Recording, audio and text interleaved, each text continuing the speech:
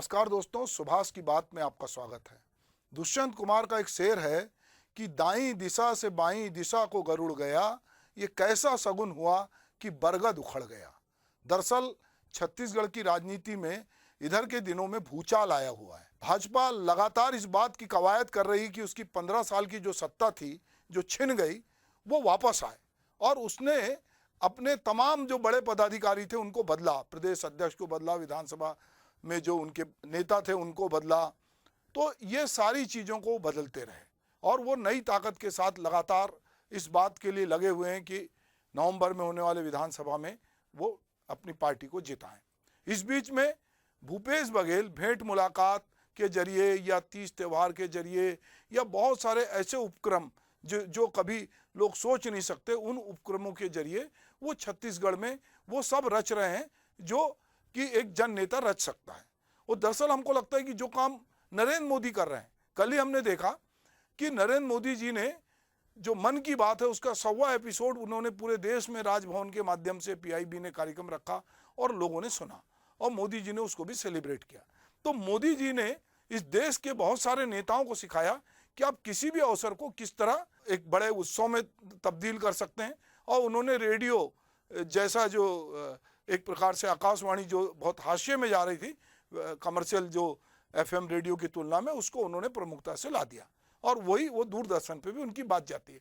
अब आलम यह है कि सारे चैनल किन्हीं भी कारणों से, पेड कारणों से या बिना पेड कारणों से या राजनीतिक कारणों से, वो भी उस समय लाइव दिखाते हैं। तो मन की बात में मोदी जी अपने 100 एपिसोड की बात कर रहे थे और दरअसल कोई भी राजनेता जब ये बात करता है तो अंततः उसका जो मंतव्य होता है कि अगला चुनाव में जीतूं, और इसीलिए वो कवायद करते हैं। तो मोदी जी के बहुत नजदीक रहने वाले छत्तीसगढ़ के कद्दावर आदिवासी नेता नंद कुमार साय, जो कि बहुत ही आरएसएस की पृष्ठभूमि से जुड़े हैं, जो बहुत सादगी पसंद हैं, जो केंद्रीय जिन्हें मंत्री का दर्जा रहा, 5 बार के सांसद रहे, विधायक रहे, उन्हें बहुत अनुसूचित जनजाति आयोग का अध्यक्ष तक बनाया, बहुत सारे पदों पे रहे, संगठन में रहे, और कोई सोच नहीं सकता था कि नंद कुमार साय जैसा एक सीनियर लीडर अचानक से भाजपा को छोड़कर कांग्रेस में चला जाएगा। अब उनका जाना, अब इस पे लोग तरह तरह से उनके इंटरव्यू ले रहे हैं, तो कह रहे हैं कि मेरी उपेक्षा हो रही थी और मैं यहाँ पर अपने को अनकंफर्ट फील कर रहा था। दूसरा, उन्होंने कहा कि मैं जो भूपेश बघेल की सरकार है, जो कौशल्या माता का मंदिर बना रही है, जो राम वन गमन परिपथ जो है पर्यटन वाला उसको विकसित कर रही है, वो गरीबों के साथ सीधा न्याय कर रहे हैं, वो बहुत सारी योजनाएं डिलीवर कर रहे हैं, ये बात नंद कुमार साय कह रहे हैं। और उनको लगता है कि भूपेश बघेल जो उनके मन में है वो सब कर रहे हैं। तो कहीं ना कहीं ये जो चुनाव है जिसमें ये बात हो रही थी कि इस राज्य में विधानसभा की सीटों में सबसे प्रमुख भूमिका बस्तर या फिर सरगुजा निभाता है, तो सरगुजा के एक बड़े कद्दावर नेता हैं बाबा टीएस सिंहदेव, उनकी नाराजी बीच बीच में आती रहती है, अपने इंटरव्यू देते हैं, पर वो कहते हैं मैं कांग्रेस में बना रहूंगा। उसी क्षेत्र से साय जी आते हैं।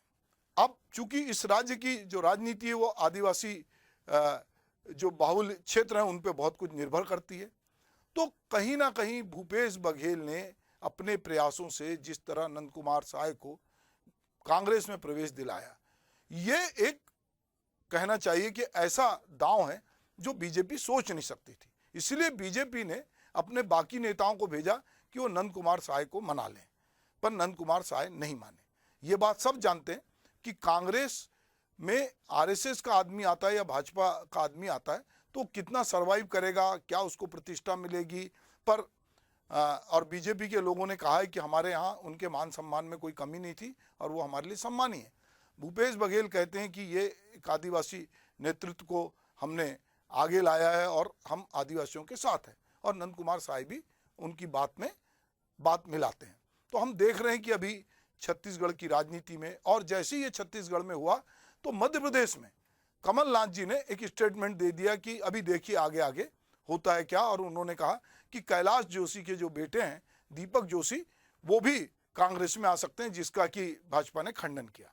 अभी चुनाव है, हम चुनाव में बहुत पहले से देखते आए, आया राम गया राम, ये एक रहता था कि जिसको टिकट नहीं मिलेगा वो दूसरी पार्टी ज्वाइन कर लेगा, या जिसको लगेगा कि मेरा टिकट कटने वाला है वो पहले से ही दूसरी पार्टी में चला जाएगा, या किसी को मंत्री पद नहीं मिलेगा। हमने मध्य प्रदेश में देखा कि पूरी की पूरी कांग्रेस पार्टी की सत्ता थी, कुछ विधायकों ने सिंधिया जी के नेतृत्व में पार्टी छोड़ दी और उन्होंने कांग्रेस को अल्पमत में ला दिया। कमलनाथ की सरकार चली गई, फिर उन नेताओं को अयोग्य भी करार दिया गया, फिर उनका चुनाव भी हुआ और वो जीत गए और अब वहाँ पर शिवराज सिंह की सरकार है।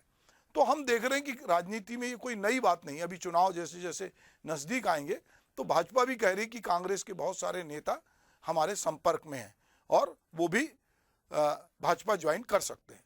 सवाल ये नहीं है, हम दोनों पार्टियों को यदि देखते हैं वैचारिक समझ के साथ तो हमको लगता है कि दोनों पार्टियों की जो वैचारिक समझ है वो अलग अलग है। एक गांधी नेहरू की परंपरा से आती है और दूसरी कहीं ना कहीं आरएसएस की परंपरा में आती है, जिसमें बहुत सारे लोग हैं। तो इस समय छत्तीसगढ़ की राजनीति में एक दिलचस्प मोड़ आया है। भाजपा के जो वरिष्ठ नेता नंद कुमार साय ने सोमवार को जब कांग्रेस का हाथ थामा तो देश भर के का जो ये प्रमुख आदिवासी चेहरे के तौर पर जिनको देखा जाता है, ये उन चंद लोगों में है शामिल हैं जो लंबे राजनीतिक सफर में रहने के बाद बेदाग हैं। इस तरह काजल की कोठरी में रहकर खुद को बेदाग रख पाना ही आज के दौर में बड़ी मुश्किल बात है। पिछले कुछ समय से साय भाजपा की राजनीति में उस तरह नजर नहीं आ रहे थे जिस तरह से इस राज्य के निर्माण के वक्त नजर आए थे। नंद कुमार साय प्रदेश ही नहीं बल्कि राष्ट्रीय स्तर पर अपनी पहचान रखते हैं। भाजपा में भी वे राष्ट्रीय नेतृत्व के और खास तौर पे प्रधानमंत्री नरेंद्र मोदी के साथ भी उनके व्यक्तिगत संबंध रहे। ऐसे में उनका ये कहना कि अटल अडवाणी वाली ये भाजपा नहीं है। अब यहाँ काम करने के लिए उस तरह का माहौल नहीं है। नंद कुमार साय जिस स्तर के नेता हैं, जब ये बयान देते हैं तो इसके कई मायने जरूर निकलते हैं। चुनावी वर्ष में नंद कुमार साय जैसे बड़े आदिवासी नेता का भाजपा छोड़ना कई मायने में उनके लिए एक झटका है। नंद कुमार साय भले ही राजनीति में उस तरह से सक्रिय ना हो, लेकिन उनका मंच पर होना ही बड़ा मैसेज देने वाला होता है। इसके अलावा मोदी जी और तमाम बड़े नेताओं से वे सीधे संपर्क में रहने वाले नेता को तोड़कर अपने खेमे में लाना भी कांग्रेस के लिए एक बड़ी सफलता रही है। हमने अपने पहले के कार्यक्रम में कई बार बताया कि कांग्रेस इन दिनों देश में सबसे ज़्यादा मजबूत स्थिति में छत्तीसगढ़ में है और इसका क्रेडिट यहाँ के मुख्यमंत्री भूपेश बघेल को जाता है।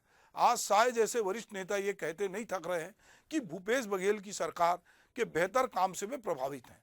वैसे नंद कुमार साय का व्यक्तित्व जिस तरह का रहा है उससे ये नहीं लगता कि भविष्य में उन्हें बहुत लाभ राजनीतिक तौर पर हो सकता है, लेकिन राजनीति में उम्मीद कभी नहीं मरती। साथ ही ये साबित भी हो गया है कि छत्तीसगढ़ में नंद कुमार साय का नाम हमेशा सम्मान से लिया जाता रहा है, लेकिन राजनीति में सिर्फ सम्मान से कुछ नहीं होता, यहाँ कुर्सी ज़्यादा महत्व रखती है। यही बात है कि आपकी विचारधारा कुछ हो, आपके अरमान कुछ हो।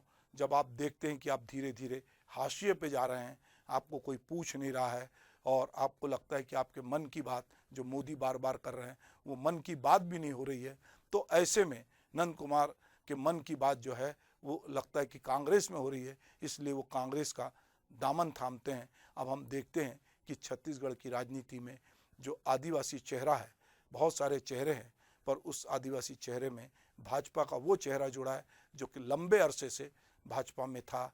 आरएसएस की जिसकी पृष्ठभूमि थी, पर वो मैंने जैसे कहा कि वो बेदाग नेताओं में से, उन पे ज़्यादा कभी आरोप नहीं लगते। उनका जीवन बहुत सादगीपूर्ण है। जो जानता है वो जानते हैं कि वो एक विद्वान व्यक्ति भी हैं। तो ऐसे व्यक्ति का चुनाव के 6 महीने पहले इस तरह से अपनी पार्टी को छोड़कर कांग्रेस में जाना कांग्रेस के उन दावों को मजबूत करता है कि भूपेश है तो भरोसा है। नमस्कार।